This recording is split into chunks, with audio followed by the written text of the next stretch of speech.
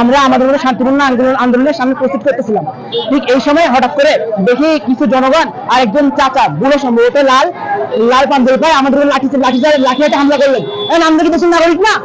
আমরা নামকরণ বিশ্ববিদ্যালয়ে পড়তেছি, আমাদের মেয়েদের কি দাম নাই? কোনো গাঞ্জাখোর নেশা করে